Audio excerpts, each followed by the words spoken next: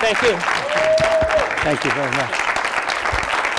Okay. So, thank you for being here, each and every one of you. And thank you to all of the coalitions who are represented here today. Let me ask you some questions before you get into asking me questions. How would you define national security? What does national security mean to you? Help me out here. Think about, we're talking about redefining national security. What does national security mean to you? Yes? Having a home, a job, a place to be at peace with yourself and your family. Okay. Healthcare. Healthcare. Who else? Bill of Rights. Bill of Rights. Who else? Education, which is a huge thing. Education. Education. You define security as education. Common good. Common good. Anyone there want to define security? Helping one another. Helping, okay. One another? Yes. Freedom from tyranny. A sustainable culture. Okay. Who else? Yes. Access to real food. Access to real food. Yes. The commons. Dealing with climate change. Being a good, responsible global citizen, economically, environmentally, absolutely. I'll go out on a limb. I would like secured borders. Maybe I'm the only one here. You'd like to? Secured borders. Nobody breaking down my door at night, including police. Preservation of a civil society. Repeat. Okay, preservation of a civil society. Thank you. Stop the war against workers and eliminate poverty. Stop the war against workers, eliminate poverty. Justice and dignity and respect for all people on earth, not just in this country. Okay, justice for all. Anyone else? Yes. Endless war and corporate control of the government. Is that how you define it, or is that how someone else defines it? That's how we define it collectively, right? Well, let me tell you something, that in 3 stops in Iowa a few days ago, in Iowa City, in Cedar Rapids, and in Des Moines, Iowa, Elizabeth and I went and asked people how they defined national security. And it was interesting because the responses were very similar to the responses that we have in this room, quite a distance from Iowa. And I would dare say that any place we'd go in America, the responses would be similar. But what we're finding in America right now is that we're on the threshold of a war that will wars that will take us into the next 20, 30 years, according to what Washington is actually putting on the record. That we are on the threshold of making a new commitment to extending this so-called war on terror, which feeds on itself, which creates that which it averts to eliminate.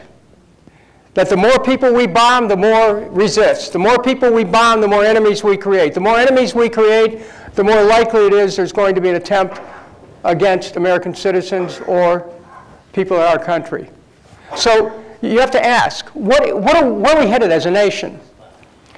So many of the people in this room, when I first came out here as a candidate in 2003, understood the necessity to start to organize to challenge the war in Iraq.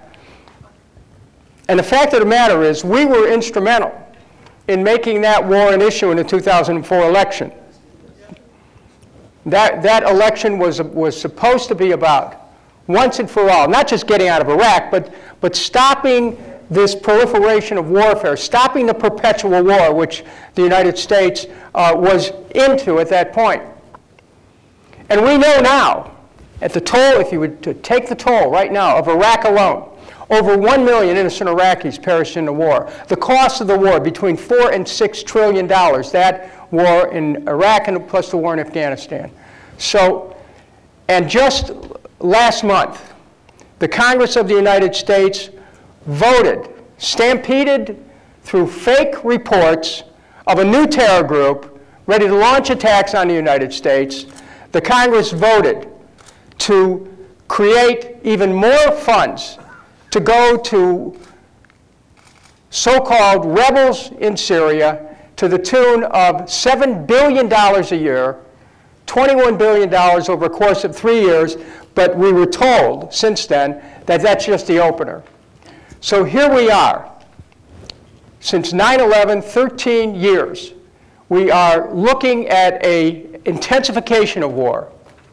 And we're looking at the American people saying, we want jobs, we want higher wages, we want to stop the shift of wealth to the top that's going on. We want health care, nonprofit health care for all. We want education for all. We want retirement security for all. We want a clean environment for all. We want peace. And the government is giving us more war, and that is not acceptable. It is important that we mobilize the American people, that we kickstart a new peace movement, and begin anew. And that's why we're here today to talk about exactly how we do that. The peace movement, which was very strong and was evident in 2003 in February, where I had the opportunity to go to New York. I stood on a stage, I looked down First Avenue, and on First Avenue, Second Avenue, Third Avenue, there were over 1 million people there. And if any of you remember that time, you turn on the TV all over the world, people were saying no war. And the governments moved forward anyway. We know why this happened. We know it was because of oil. We also know it enabled arms manufacturers to make huge profits. And the war profiteers won. And we also know this time, anyone who studied the market, that over the last few weeks, all the so-called war stocks are going right up through the roof. This isn't about our country anymore. This is about an elite group that's profiting from war and waging misery and horror upon people in distant lands while depriving people here at home of their needs. 120 years ago, in a town called Denison, Texas, a boy was born who rose up to serve the country in the military as commander-in-chief of the armed forces in Europe. And then he went on to become president of the United States, Dwight David Eisenhower. And his birthday was October 14th. And we all know, in his valediction, he said, beware the military-industrial complex. He also said that every warship that is launched, every rocket that's fired, in a sense, takes food out of the mouths of the hungry. He knew that. He knew the game that was being played. And so do the people who have occupied that position since then, except they haven't had the willingness to challenge that system. We, the American people, have to reclaim our government. We have to step forward in a new challenge. We have to make the peace movement visible again.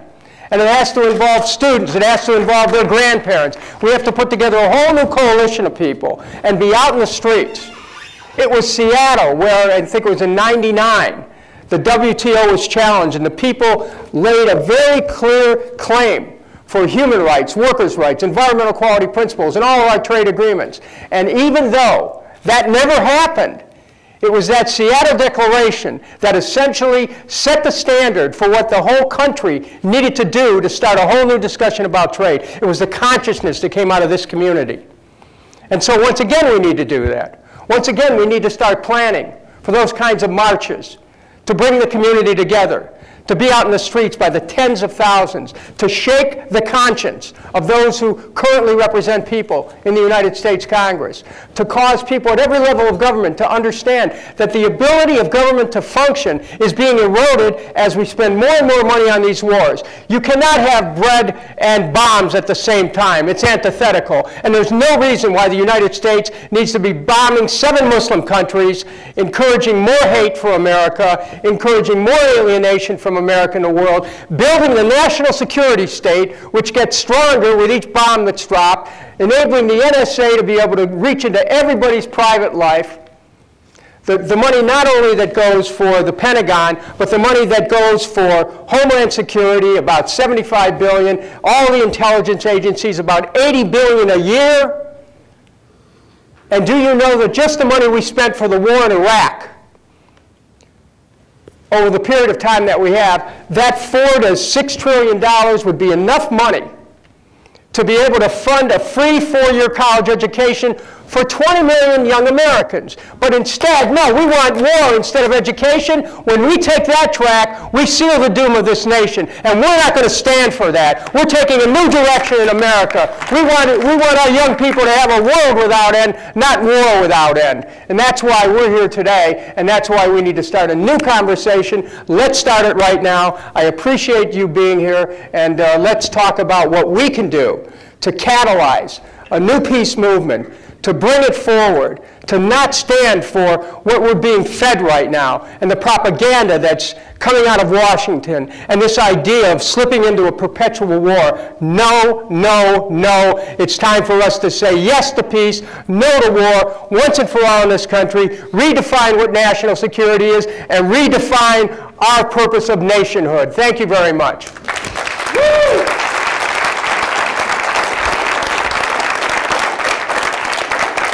So, let's talk. Let's talk. And I want to hear from you about national security. What do you think should be done? We want to start a new peace movement. The lady there now. Yes, hi. Thank you very much for your very encouraging and inspiring remarks.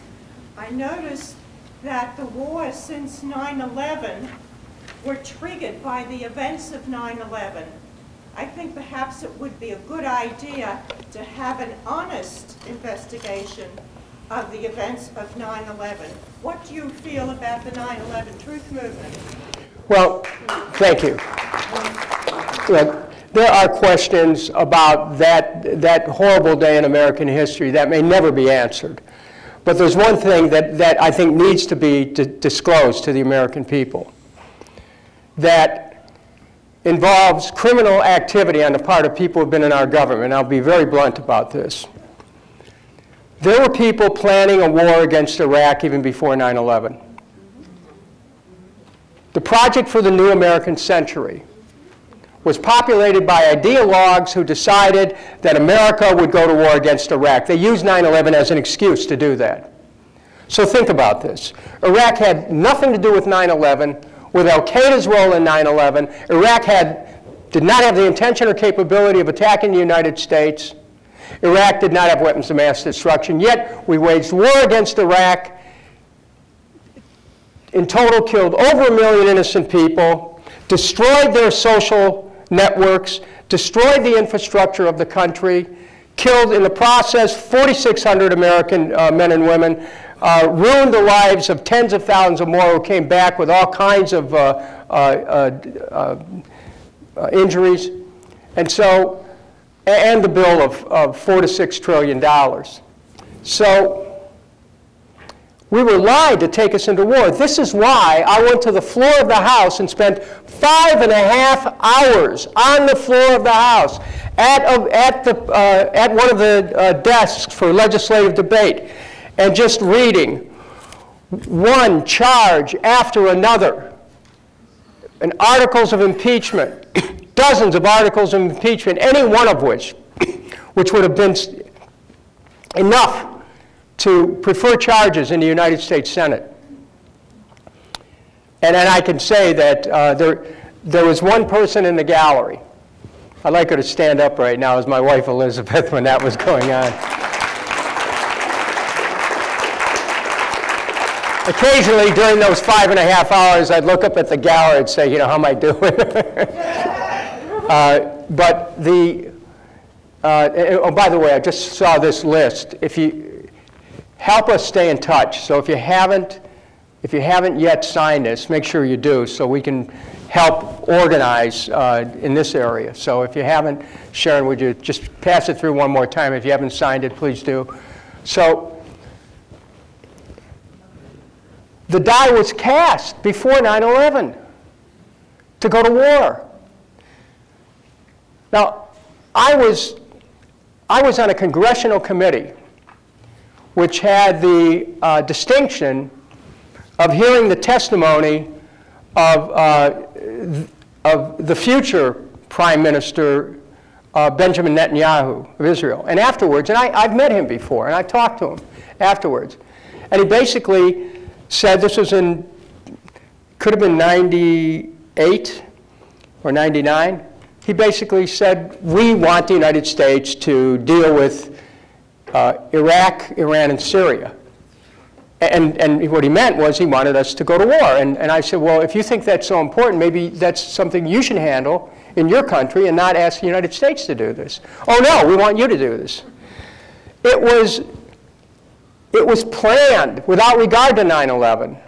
So while I agree with you, there are unanswered questions, may always be, we know for a fact that we were lied to. Now let me tell you the long-term implications of that.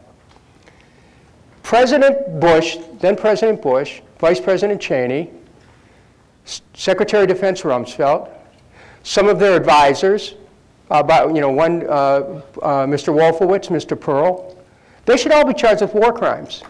This isn't even a close question. Because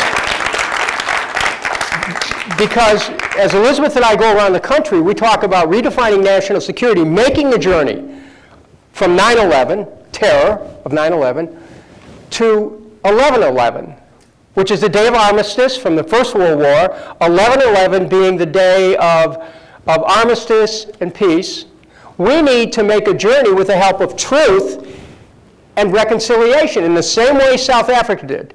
Because until the American people are willing to acknowledge the truth, that we were taken into a war based on lies that murdered over 1 million people, until that happens, we're going to keep repeating this, which is why we're repeating it right now.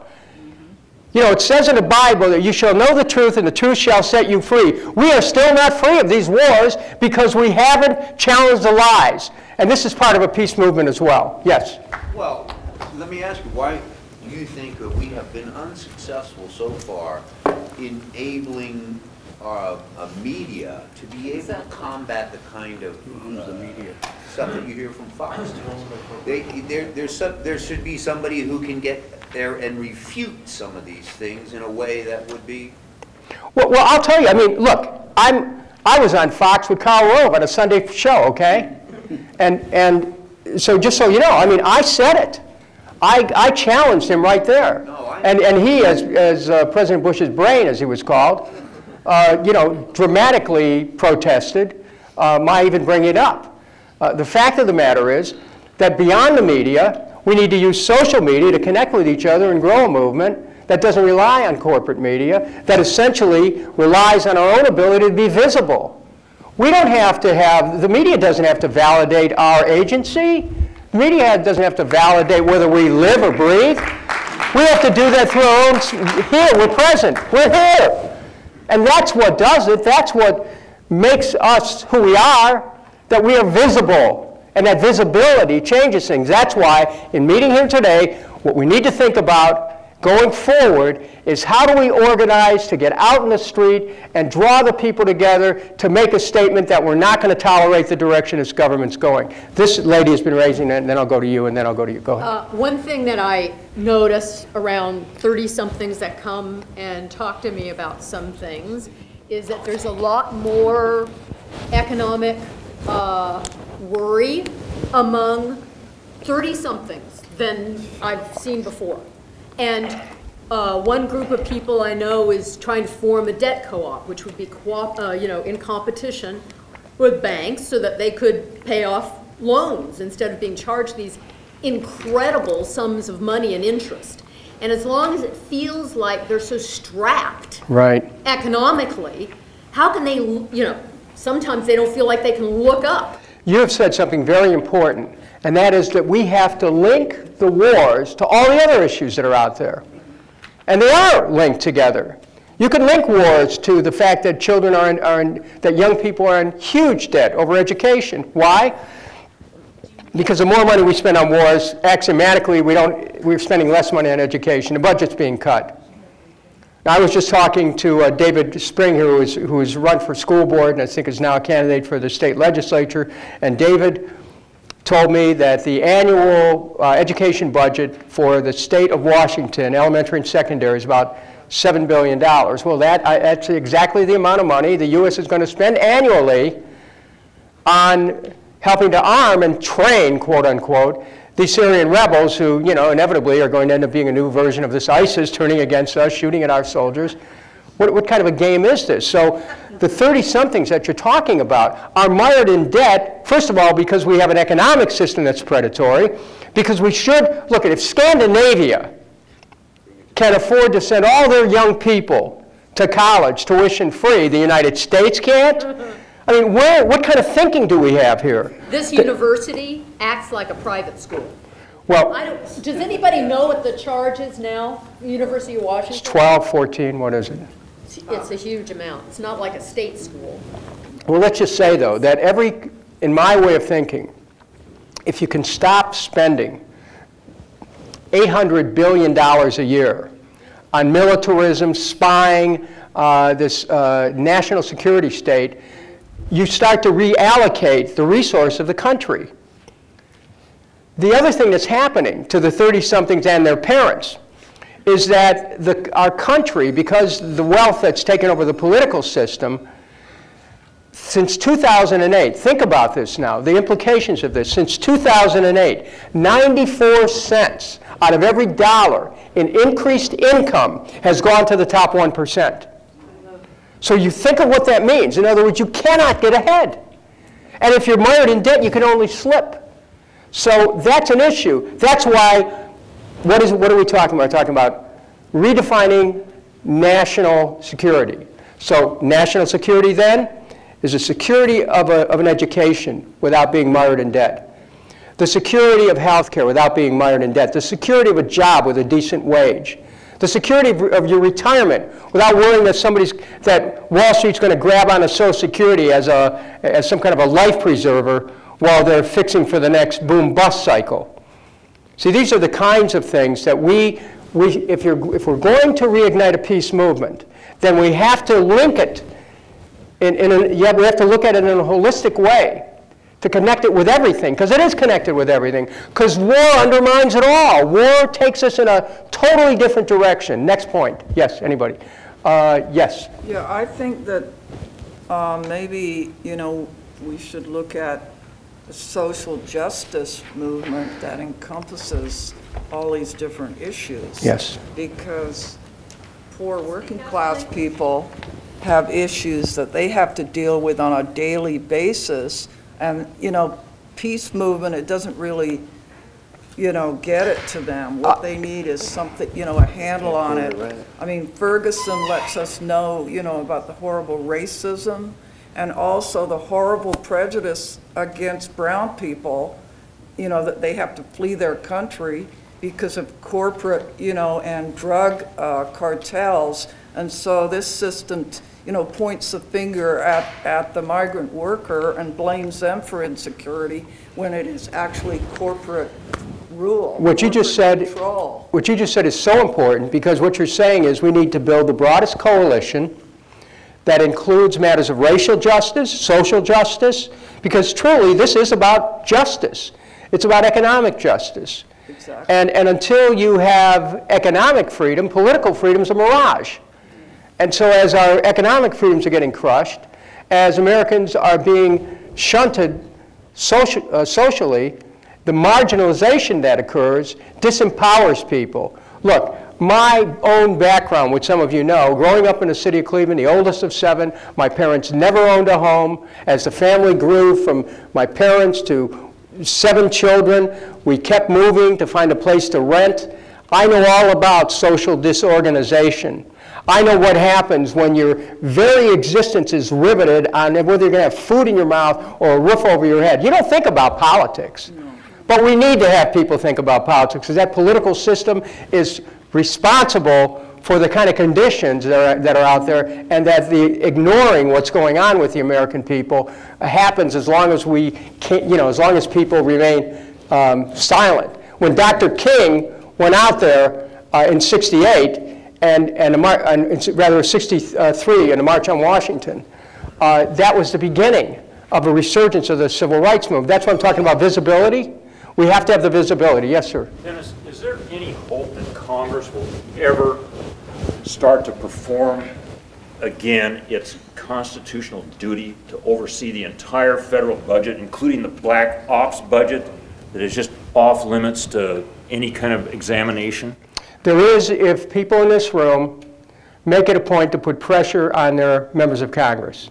That's how you have to do it. You have to demand that members of Congress do their job and expose the misspending that goes on. Let me give you an example. When I first came to Congress, I was on the Oversight Committee. I eventually rose to be chairman of an Oversight Committee.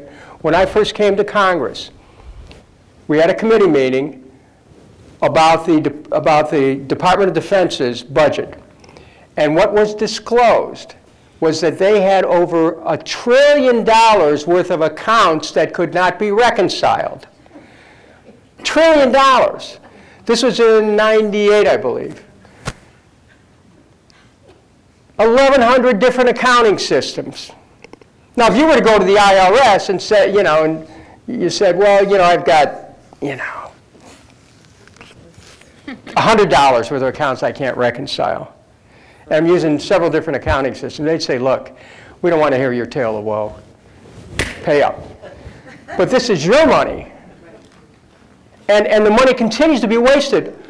I sat in a congressional, I started the investigation when we found that $10 billion, right after the Iraq War started, they set up the Coalition Provisional Authority in Baghdad. And in order to give it money to operate, they put $10 million in $100 bills, shrink-wrapped them in bundles of $75,000 each, loaded them on a cargo plane, sent it over to Baghdad, and do you know what happened? The money disappeared. Last week there was a report that $1.6 billion was found in a bunker somewhere in Lebanon. So this is our money. They're telling people there's no money to fix bridges, there's no money for education, there's not enough money to sustain a public health system, there's not money for Social Security, we don't have enough resources to protect our environment, but we had enough money to send to Iraq cash that then disappeared. This is you know, a racket. Yes? I think we need a constitutional convention. I think we need to revisit our Constitution, re-choose it, re-elect our government officials, and start from the beginning, because right now we do not have a democracy. We do not have a republic. We need to start over. That's an interesting observation. I heard you say that. It kind of gives me chills. Did everyone hear what was said? That we kind of that essentially what's happened with our government, we don't have a democracy, we don't have a republic, our Constitution isn't being respected. We should have a constitutional amendment and basically start over. Convention. Constitutional convention. Convention to start over. We'd have to, of course, the problem is the money influence could, but you know what you're just saying about starting over that, I keep a copy, by the way, of the Constitution in my back pocket. Just because every other one disappears, I still have this to remember what it was like, okay? And your point is well taken about how our constitutional liberties have been shredded. And I've heard people say maybe we should have a parliamentary form of government so it's accountable. You can turn it out right away if it's gone wrong. Maybe we should have a multi-party system instead of this Demoplican party. Maybe we should have no money, no private money permitted in elections at all, only public financing. It may take a constitutional amendment. Yes, sir. Yeah, I actually had the chance to visit Iraq via the taxpayer, so I saw firsthand a lot of that wanton. You served as that? Yeah, Thank I was you. in the Army over there for a year. There's been a lot of talk lately in this area, particularly about the minimum wage. How would you feel? Like it seems like we'd be better served with a maximum wage. Well, you don't want to put a cap on it, but the problem is that the minimum isn't high enough. You know, you got to raise the floor before you lift the ceiling. No? Let's put it this way. Right now, the wage disparities in this country are extraordinary. You know, when you take how much money CEOs make versus how much money the average worker makes, the disparity keeps growing. So in some communities, $10, $12.50, $15, it's starting, there's an awareness across the country that we've got to increase the minimum wage. there's another issue here too, and that is if we change monetary policy in this country, reclaim the power that Congress gave the Federal Reserve in 1913. You know, if you look at this Constitution, Article 1, Section 8, Congress has the power to coin money. We gave it over to the Federal Reserve, and as a result, the Federal Reserve has been using that power to fund the banks to the tune of trillions of dollars, bailout money, and they're still doing it. And right now, the Federal Reserve is, you know, with the market starting to go south again, they're starting to look to the Federal Reserve. What can they do to help protect the banks? Look, it ought to be about the government existing to be able to assure the economic welfare of all the people, not just the 1%. And so the point about the minimum wage is that we have to make sure that there's a fundamental amount of income that everyone can have. Am I talking guaranteed annual income? Yeah, I think even Richard Nixon at one point talked about that. It's not like a surprise. If people have to survive. They have to have a way of making a living. If they're working at a job, they should be paid for it. Sure. But with corporate profits skyrocketing, with fewer jobs being available, with 20 million Americans not just unemployed, but part-timers that wanted to work full-time, working at low-wage jobs when they want a decent job, having gone off of the roles of trying to seek employment because they can't find it. We have a crisis in America, and a wage crisis is part of it. Okay, who's had their hand up forever and I've missed them? Yes, Jack. I believe the solution to peace is apolitical. So I ask you this question. An apolitical solution, apolitical. Yeah. I think that all people are involved, not just Republicans or Democrats. So my question to you is, do you see a political solution to peace within the constraints of the existing dominant two-party system? Well, how? If so, how? Okay. Let's talk about first the solutions. Let's talk about a new direction for America. Away from unilateralism, away from interventionism, away from preemption and first strike. America is closing down all these bases all over the world. Who died and left the United States of America in charge of the world? Who here wants to pay for the world? I don't get it. Really. I'm from Cleveland. I have trouble understanding why we need bases all over the world and how we can continue to fund that. And aren't those bases really forward bases to launch future wars? We've got to bring back that military machine that's global right now. We've got to trim it. Do we have a right to defend this country? You bet we do. Absolutely. And while the nation states, it's unlikely any nation state would dare attack the United States, our international policies have created such a nightmare that we have created some problems with respect to non-state actors, which is one of the reasons why we have to be careful with our borders. Because, you know, it's not an immigration issue, it's a simple matter of security in terms of who we're letting in. The point that you make is, yes, there are ways of handling this. The problem is the two-party system has been, this war machine has bought both parties.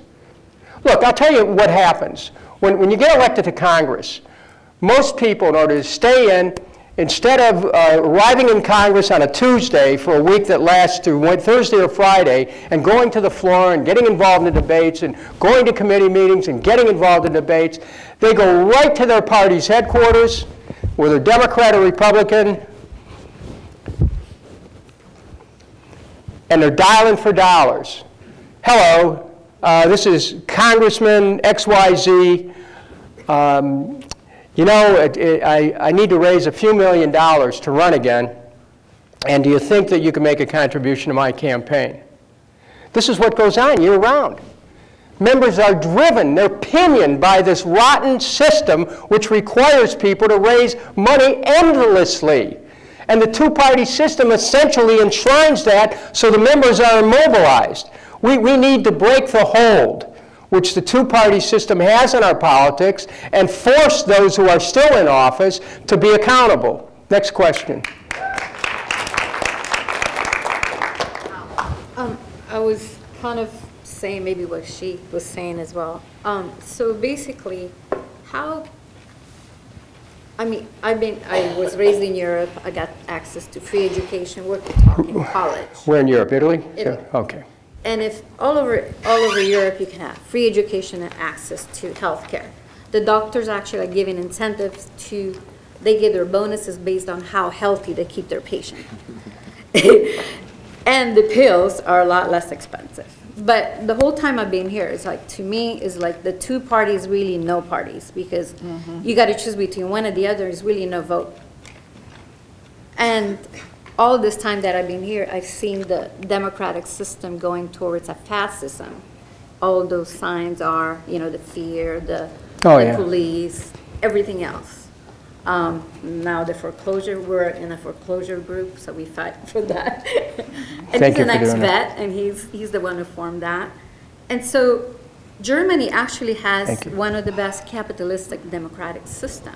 It's almost like a co-op, where the people on the board, they're the people that work for them, and they decide the cap of how much the CEOs get paid. They decide who they invest that money with, and they usually screen the companies if they're unethical. They make those decisions. So why do we have to reinvent the wheel? Why America can be so arrogant as to not to look a system that it's already working, and maybe take some notes from that? Your point's well taken, and our system is economically unjust. It's economically unjust because the levers of power are in the hands of these interest groups who are using it to control the government. Look, I ran in 2008, in 4 and 8, and there was no question in 2004, or rather in 2008, you could see the hand of Wall Street involved immediately in the campaign. Now, you know, I'm not saying anything derogatory about anyone who's in office right now, but to point out that the hedge funds from Wall Street and Wall Street banking interest invested mightily in a certain candidate. And they helped that candidate get the nomination. Now, let me tell you what the consequences were. In August of 2008, John McCain and Barack Obama came to Washington, and both of them agreed with the bailout, $700 billion bailout. Now, how could that happen? Because Wall Street had influenced the Democratic nominee, and there was a natural affinity that the Republican nominee had with those interests. So the American people really didn't get a choice about that. And after the election, Tim Geithner, who became Secretary of the Treasury, came to a meeting of the Democratic caucus. I was sitting right in front of him, and Elizabeth was there too, I think, when Geithner said that about foreclosures. Because I was saying, look, you can't give the banks a dime, help the people get out of foreclosure, save their homes. And instead what was being said, no, we're going to give the money to the banks and they're going to help save the economy. Right, sure. So anyhow, Geithner said this to a Democratic caucus, that that millions of people are going to lose their homes. What? This was a Democrat saying this, not saying we're going to help millions of people save their homes. Millions of people are going to lose their homes. I witnessed this. This is the effect of Wall Street buying influence in an election. And in this new election cycle, it's even worse. Why? 3 Supreme Court decisions, Buckley versus Vallejo, Citizens United, the most recent decision that basically not only equates money with free speech, but also takes the limits off, which means millions of dollars can come in from any one individual. This is a really dangerous moment. We're losing our democracy to war, militarism, and to wealth that has accelerated to the top, that has no restraints for its involvement in the political system. The gentleman in the back. Thanks for coming to Seattle. What I'd like to call for is a permanent establishment for peace in this region. There's not one single house, building, or institution that's full-time dedicated to stopping war in the entire region. There's more than 1 billion houses and businesses. And in fact, the last paid person who's paid for peace in this whole region, Fellowship of Reconciliation, finally, in 2014, they ran out of money and they had to lay off help.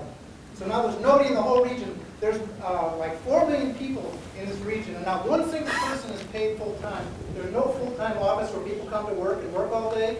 And so I propose that we start some sort of permanent establishment for opposing war. There's way too much to talk about that we could ever cover in this forum here. There's so much material, there's so many aspects to it. So let's get a residential center where people can live, where they can get up in the morning and they can work all day. And Kelly McCluskey tried to start this, if you recall, the Department of Peace, the Peace Academy. Then he died. He said it would be here by 2018. So I propose we try to make that happen. Let's get down and get serious about it. Thank you, and let's talk about, thank you very much. Let's talk about the institutional issues. There is a U.S. Peace Institute. Unfortunately, it's not really about peace. It's about creating a resting place for ideologues that figure out a way to pretend they're going for peace when they actually maneuver to try to support wars. It's an Orwellian thing. The proposal for a U.S. Department of Peace gained a lot of traction during the time that I was in the House because we had close to 90 members of Congress who supported it. And what it was about is recognizing the level of violence that we have in our society and addressing from a practical basis, without judgment, domestic violence, spousal abuse, child abuse, violence in the schools, gang violence, gun violence, racial violence, violence between police and community groups. That was the Department of Peace. In addition to that, giving the President of the United States advice as to how to avoid violent conflict. So that proposal gained a lot of support around the country. We do need to institutionalize a peace movement. It's true. I was talking, Jim, are you still here? We were talking earlier about we need some kind of a, what do you call it, a think tank or an institute that would help to bring together minds, the top minds, writers, and others who could start to create the body of knowledge that it can help to support a peace movement. And I think that was a great suggestion on your part. And we need to revive this can-do spirit of peace, because peace is inevitable. War's not inevitable unless we have no imagination, or unless we're working for some war contractor. Yes? In 2002, the founders of hip-hop, African Bambaataa, KRS-One, they took a universal declaration of peace to the United Nations, and the United Nations declared hip-hop as a culture, not just a music genre. And so I was wondering, with all the chaos going on in the United Nations, is there any way that you think that the hip-hop, the conscious artistic community can leverage what we have there at the United Nations, or do you think that there's no, since there's so... This is so important. Elizabeth and I were talking today about how during the 60s, the music of the 60s helped to propel a peace movement. How many of you would agree with that? I mean, who were around? And so now hip-hop has that spirit of rebellion. And do we need it? Russell Simmons is a good friend. He's been instrumental in being a patron in that movement. And yes, I agree with you. We need to support that. And we need to help support all those emerging themes in music that start to challenge the status quo. I'm walking around the campus. I see a sign outside the hall here that says, challenge the status quo, support the Republican Party. I mean, really, it's amazing. I saw another one that says, challenge the status quo, support teaching. That's nice. This is really about not accepting the status quo, and hip-hop is certainly one very powerful way of getting young people involved and getting them out there on the street. A lot of the artists are already game to do that, and so our music is so important because it helps to carry the spirit of the times forward, and we need that to ignite, to kickstart this new peace movement. I love this participation. Let's keep going. I'll get over on this side. I kind of keep going to my left. I don't know why, but yes, go ahead. On a couple of points. Yes. First is, you talked about Martin Luther King leading the March on Washington and kicking off the civil rights movement. That's the opposite of what happened. Go ahead. The civil rights movement created Martin Luther King. When they decided they needed a leader, they chose him and made him their leader. Thank you. It came from the grassroots. And similarly, can anybody tell me who was the leader of the movement that stopped nuclear power in this country? It was a leaderless movement, and it worked. You know, You've been talking a lot about issues and a lot about what we have to do. You haven't been talking about organizing. We need to talk about organizing. And I'll invite everybody, Wednesday evenings, we're holding meetings to start a peace coalition in Seattle in this area. David, you're certainly welcome to come. Either of the people in baseball hats, I don't know why, but baseball hats, those are also part of it. Information on our website about that meeting and any other meetings that anybody wants to hold. We want to post your information on our website. What's your name, sir? Fred Miller. Fred Miller. Fred's point is absolutely essential. We have to talk about organizing and specifics about organizing, about meeting, about meetups, about gathering together, about organizing beyond that, using social media and every other way that we can. And of course, what I advocate is the visibility. And your point about the movement essentially anointing Dr. King is a point that's well taken. I mean, he paid with his life, but at the same time, he was carried aloft by this tremendous movement that began where across the country at people who were being denied their basic rights. So you're right, it's not about any one individual, and that's really important to remember. Yet any one of us is needed to come forward to encourage people to do this. And Fred, I really appreciate you bringing that up. Yes, sir. Thank you. I'll stand up just so people can hear me. Where did you go? Okay, I'm that's what my wife always asks me. Where'd you go? I'm right behind you, baby. Okay.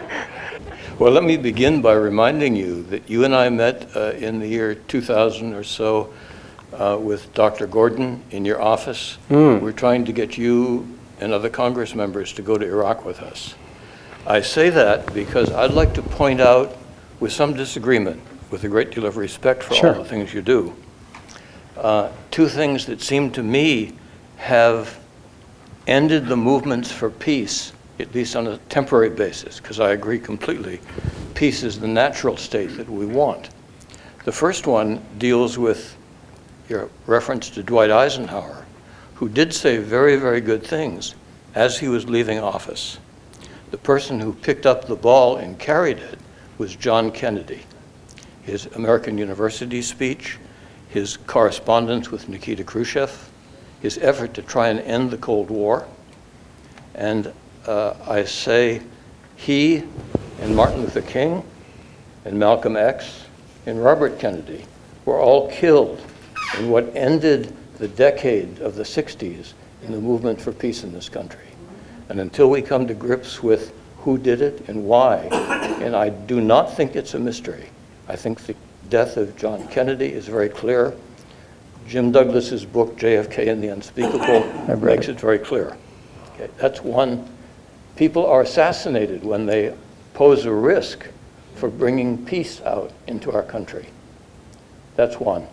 And the second thing, which is a risk for ending movements for peace, is what happened in 1990 when the Soviet Union began to dissolve. And so the risk that we had from those people was going away, and we had the risk of a peace dividend, a risk for people wanting peace. And it's exactly the people you referred to, Project for the New American Century, who were opposed to this risk of peace breaking out. And they're the ones who said, we need to have the American empire, the Project for the New American Century. But in order to do it, it may take something like a catastrophic event, such as a new Pearl Harbor. That's right. Now, I say with all respect for you that it was not only that the administration used 9/11 to achieve their goals, but clearly, I just read the largest professional organization for technical people in the world, 400,000 members. It's called the IEEE. Just had a symposium on ethics. In one of the papers had to deal with the immorality of having agencies in our government lie to us in matters of life and death. One of them everyone should recognize is the air was not safe to breathe in Lower Manhattan. That's the lie the EPA told us. But more than that, NIST told us something that's incredible, that 3 steel frame skyscrapers collapsed on that day from fires. Never happened before in history, before or since. They were clearly brought down by controlled demolition, one of them not hit by an airplane. That's the other thing, false flag operations, which end efforts for peace and created a new enemy, exactly the one you've been talking about, terrorism. What's your first name? Bert. Bert? Bert Sachs. Oh, of course. No relation to Goldman Sachs. No, I know. No, I know who you are. I remember meeting you. I'm sorry, I can't give any more money for running for Congress. That's okay. Goldman Sachs, I mean, that's it. Bert, let me say, you know, both Fred and Bert have said things that are important here tonight. And the amazing thing about being in this community is that no matter what you say, there's always going to be somebody who's going to add to your understanding and add to the discussion.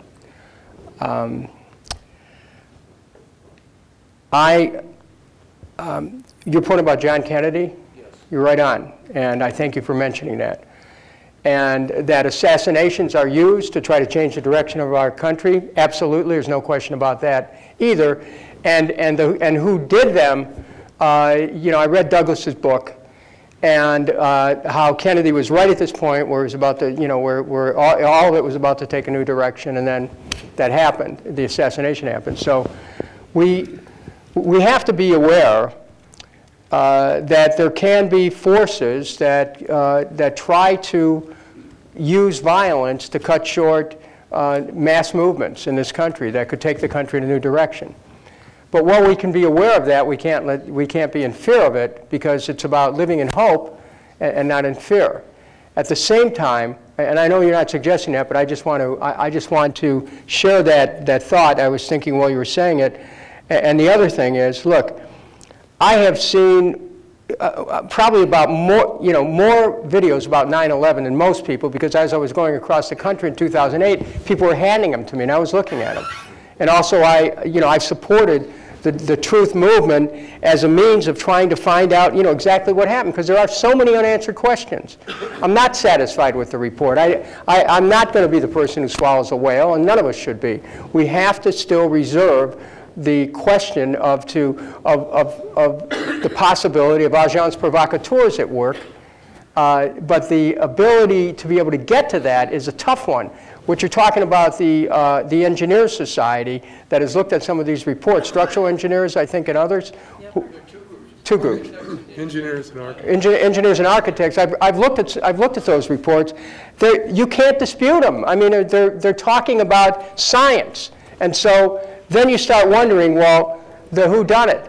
What I'm saying is that, well, we can still, that's still an open story and it's an open book as far as it needs to be resolved. In the meantime, go back to Fred, we have to figure out how we organize to stop this process from continuing that is depriving us of our liberties, that is lying to us, that is creating that is taking our cause of nationhood and twisting it into something that we don't even recognize. So I just, we know the problems, and it's easy if you fixate on the conditions to get depressed. But the truth of the matter is, we have to move past that to summon the courage that's in our hearts to say we're not going to stand for these conditions. To get that transformative impulse that's part of what it means to be an American, and to summon that and to have that be our shield as we move forward in challenging these conditions. Because otherwise what happens, not only is it the assassinations that help to quell a peace movement, but it's the individuals all over who just feel, oh, we can't do anything about this, it's too tough, it's too crazy, it's too complex, they're all liars, and I'm just going to keep, trying to live my life without having to deal with that. Yes? Hi. Okay. Hi. I have a question. So what would you say is the most practical approach for the average American to help restructure the current state of political campaigns? And by this I mean removing special interests and eliminating fundraising efforts so that all qualified candidates can run and they're all basically given a cap amount so that they can focus on real unbiased issues? About campaign finance, we need a constitutional amendment that has public financing only. I mean, I don't know that there's any other way to do it. It goes back to a constitutional convention of which this is a part. Because what happens is we have an auction in Washington. The seats go to the highest bidder. That's all it is. It's a money game. It's getting worse. And it is getting worse. I mean, when you have billionaires who are basically putting their money and resources in through TV ads that just totally transform the political process, we don't even have a democracy anymore. It's a plutocracy. And so how you do it, constitutional amendments can originate through an act of Congress in terms of a bill drop there that passed through the Congress, but inevitably it has to go back to the states. So the constitutional amendment process, each state, you in Washington State should have representatives and senators introduce bills to start the ball rolling for a constitutional amendment that essentially says no public financing only of elections, no private funds. If you have public financing, there is a chance you're going to get government in the public interest. As long as we have the system now, it's government in the private interest. I know from my own experience, if it hadn't been for the internet, I would never have been able to get to Congress, and I would have never been able to stay in Congress for sure. And so, it's those individual contributors who start to add up. But right now, all these members in Congress are dependent on big contributors, and they're the pipers, and whoever, and they're calling the tune. Okay, in the back, right there. So the longest running war in American history is happening right now, and a lot of people don't even realize that it's happening here in America. It's the war on drugs. So how do we, people that realize that, get the peace movement behind us to mobilize around that war that's happening here on home turf, that's affecting people generation after generation disproportionately? Every analogy that calls for an approach to policy change that begins with a war is doomed to fail. War on poverty, war on drugs, war on this, war on that. It actually makes it all worse. We know that so many people have been incarcerated for long periods of time, unjustly. The whole situation with drug abuse in this country should be about a medical problem, not about a criminal justice problem. And we need to take a dramatically different approach. And this war approach has only created more of a problem and has actually made it very profitable. When you consider that more drugs came into this country after we attacked Afghanistan. Right. It just opened up the gates. Right, opened up the opium trade. And so the whole war on drugs is fake. But the impact of it is real. And so that's an alliance that we need to build. This is a very broad alliance. I've just been informed that our time is coming to a close. Here's what I'd like to do. I will, because you're here, we're at Kucinich.com, and if you send me a note, I will answer your questions personally with a message at Kucinich.com. Is that, Elizabeth, we can do that, right? We have that ability? If you have the time. No, I'm making the time because people came here. I'm making that commitment right now. I will do that. I so appreciate you being here. And this group is really important. This is a group that has the ability to be able to change what's happening. This area, you have a question? I do. Could I recommend that people actually send messages through Facebook so that the posts can go back out publicly and other people can participate in that? If you're on Facebook, if we're talking about mobilizing a movement, we've got to go where the people are. We have to have public conversations so people can really engage. And with all due respect, if he's going to spend half an hour answering a question, I'd love for other people to read it. Thank you, Elizabeth. That's why I asked for her support on everything, because she's always got a better idea. And so if you're on Facebook, put the questions to me on Facebook. And if you're not, go directly to Kucinich.com. I want to answer all your questions. We're going to, David, we are pretty much out of time. Is that right? Thanks, everybody. And thank you. And David, thank you for this.